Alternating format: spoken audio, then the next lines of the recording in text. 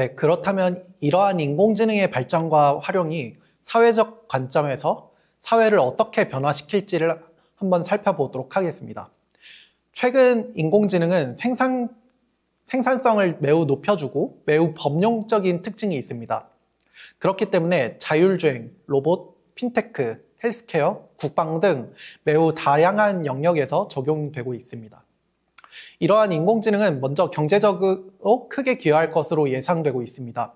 2030년까지 인공지능은 13조 달러, 우리나라 돈으로 2경 원에 가까운 부가가치를 창출할 것으로 예상되고 있습니다. 또 이를 통해 연평균 GDP 성장률을 1.2% 가까이 성장시킬 수 있는 동력이 될 것으로 예상하고 있습니다. 이는 1차 산업혁명의 중추였던 증기기관, 2차 산업혁명의 핵심인 제조로봇, 그리고 3차 산업혁명의 IT 기술에 이어 4차 산업혁명을 이끌 핵심 기술로 꼽히고 있죠. 경제에서 생산성 중에서는 노동력의 비중이 매우 높습니다. 이 노동력의 비중을 절감하기 위해 기업은 인공지능 및 로봇으로 대체하려고 하고 있으며 저출산 상황에서 부족해지는 노동력을 보완할 수 있을 것으로 예상하고 있습니다. 한국 같은 경우에는 OECD 평균보다도 더 적극적으로 인공지능 및 로봇을 도입하고 있습니다. 한국은 인공지능 및 로봇을 도입하여 인건비를 33% 가까이 절감한 것으로 알려져 있습니다.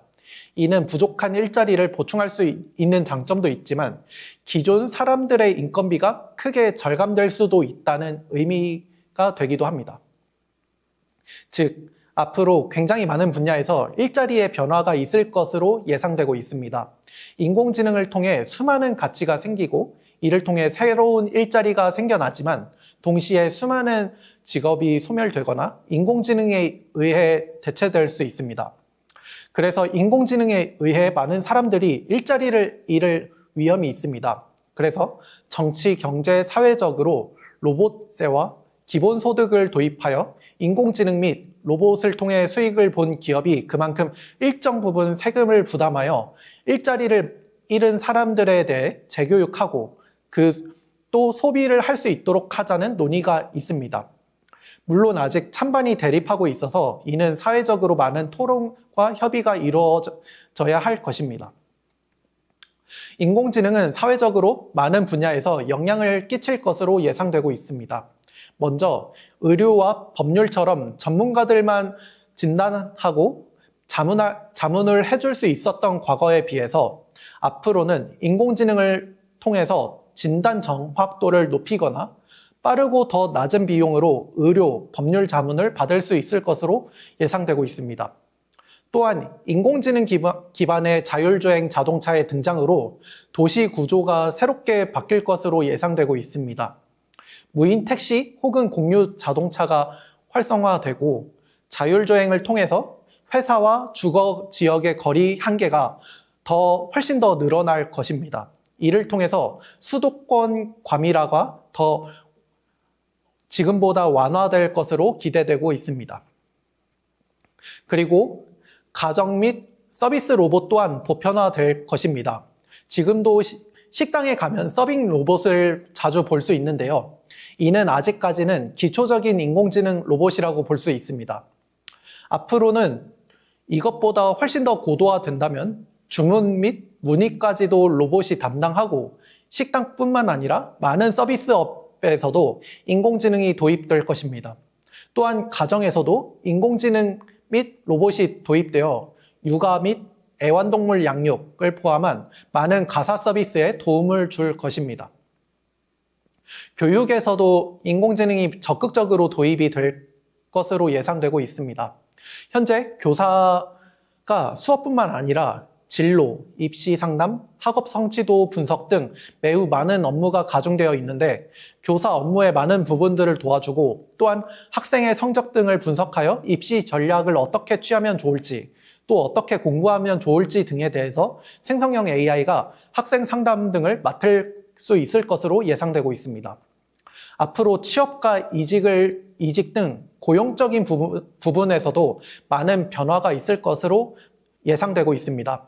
수많은 AI 기술 기반의 스타트업들이 생겨나기도 할 것이지만 전통적인 기업들이 변화의 바람에 적응을 하지 못한다면 사라지거나 많이 축소가 될 것으로 예상되고 있습니다. 이를 통해 평생 직장의 개념이 사라지고 이직 사이클이 짧아지거나 계약직 및 프리랜서 형태의 고용 형태가 증가할 것으로 전망되고 있습니다. 예술 분야는 인공지능 혁명에 직접적으로 영향받고 있는 분야 중 하나입니다. 기존에는 아티스트들이 직접 예술 작품을 그리거나 만들어야 했지만 이제는 멀티모달 AI 기술을 활용해 영감을 얻고 작품을 창조하는 방식으로 변화하고 있습니다. 이를 통해 예술 영역의 장벽이 낮아지고 있으며 더 높은 수준의 예술 작품을 더 매우 적은 비용으로 빠르게 창출할 수 있을 것으로 보입니다. 아래 영상처럼 이건 오픈AI 소라 아까 예시와 비슷하게 프롬프트만으로도 이렇게 영상을 만든 것인데요. 아래 영상처럼 텍스트만 이용해서 예술 작품 및 영상을 만들 수 있기 때문이죠. 하지만 그만큼 매우 많은 아티스트들이 양성되고 또 수많은 작품들이 창조되기 때문에 작품의 창의성은 훨씬 더 요구될 것으로 예상되고 있습니다. 인공지능은 많은 부분에서 활용되고 수많은 효용을 창출할 것으로 예상되고 있지만 또 그만큼 여러 문제점이 발생할 것으로 예상되고 있습니다. 첫 번째로 아까 언급한 것처럼 많은 일자리가 대체되거나 소멸되는 그런 문제점들이 있을 수가 있습니다. 또한 현재 AI의 크기는 매우 거대합니다. 이를 서비스에 적용하기 위해서는 데이터 센터에서 수많은 GPU를 사용을 하고 있습니다. 그렇기 때문에 엔비디아의 주가가 계속 오르고 또 메타나 X, 구글 그리고 오픈AI와 같은 빅테크 기업들은 GPU를 계속적으로 구매하고 있는 것이 그러한 이유입니다.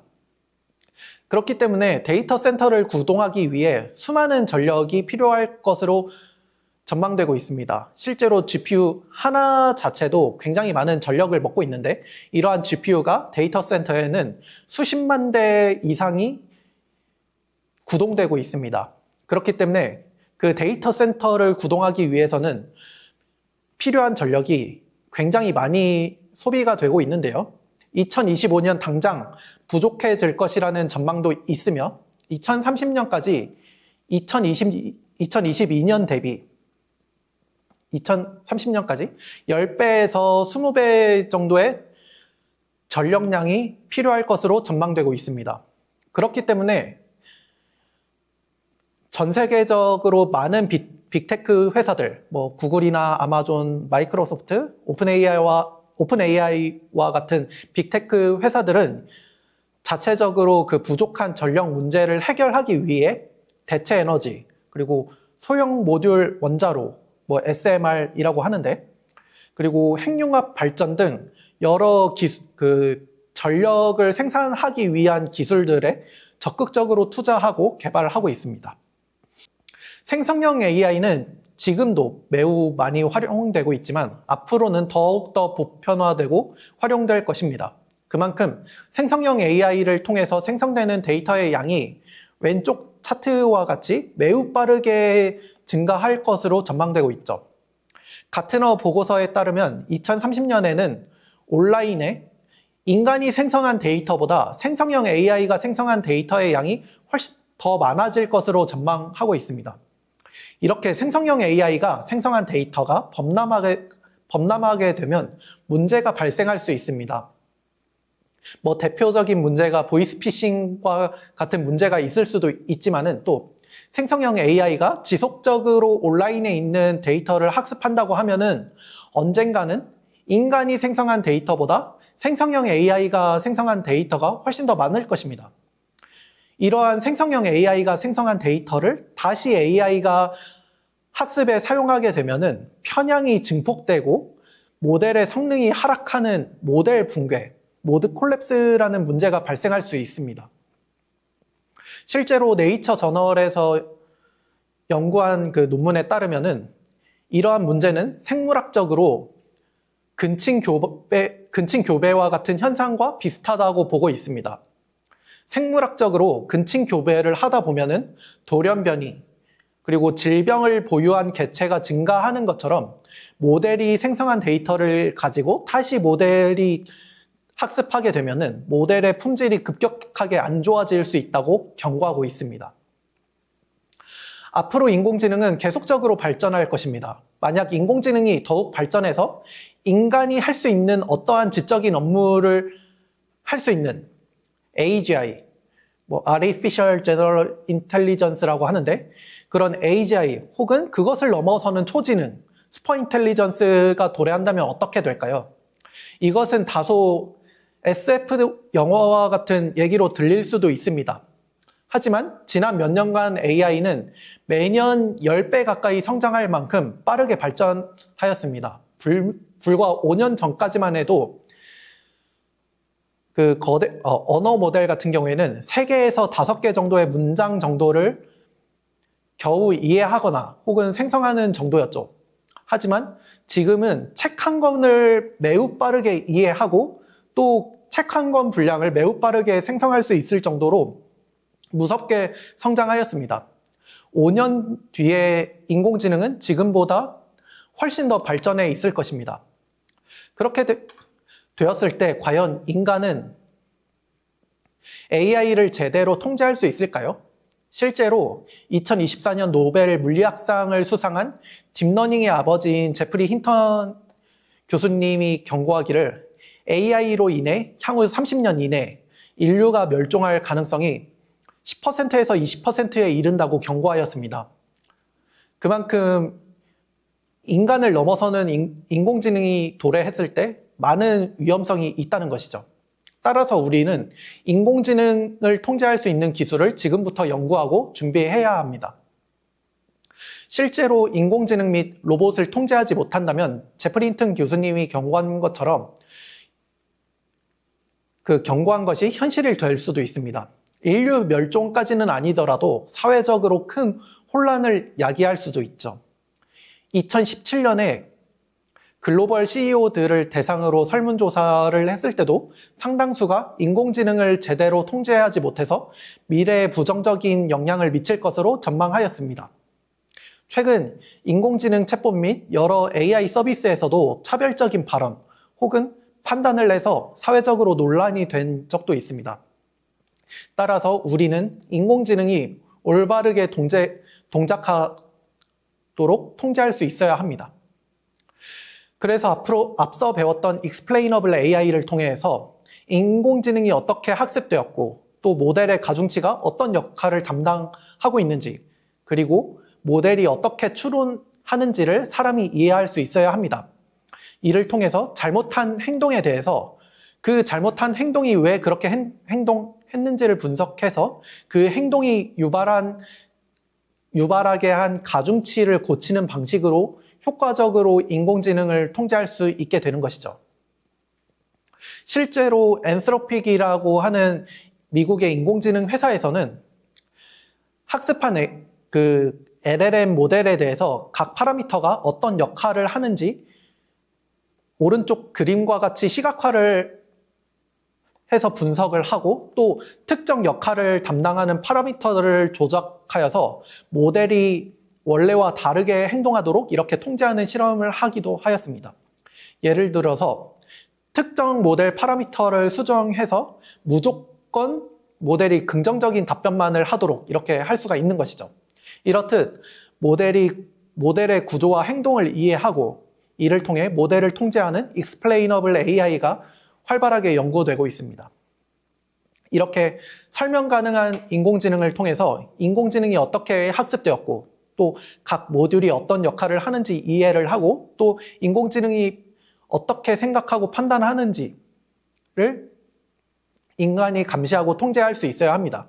또한 이번 수업에서 소개했던 AI 얼라이먼트를 적용해서 사회적, 윤리적 규범 또는 인간의 피드백을 기반으로 인공지능을 학습시켜 인공지능이 윤리적으로 적합하고 안전하게 행동할 수 있도록 통제할 수 있는 연구들도 많이 진행되고 있습니다.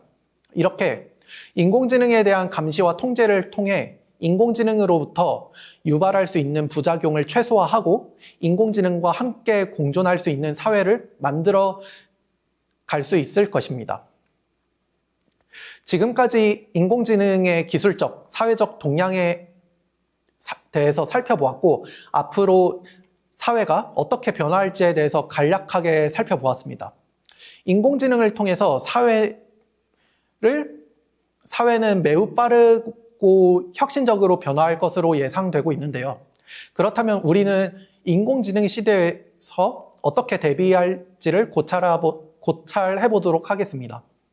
먼저 다양한 영역을 융합할 수 있는 융복합 능력이 중요해질 것입니다.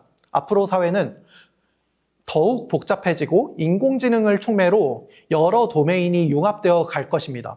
따라서 단순히 한 개의 분야에 대해서 전문적인 지식을 갖추는 것이 아니라 여러 도메인에 대해서 융복합해서 문제를 해결할 수 있는 능력이 중요해질 것입니다.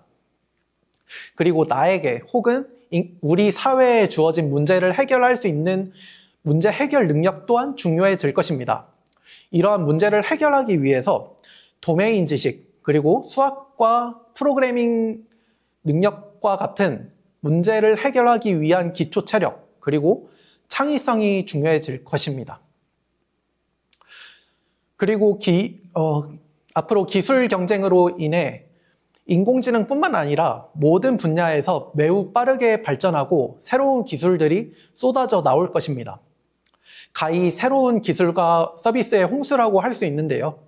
우리는 이러한 최신 트렌드와 기술을 파악하고 문제를 해결하기 위해 이러한 최신 기술들을 접목해서 활용할 수 있는 능력이 중요합니다.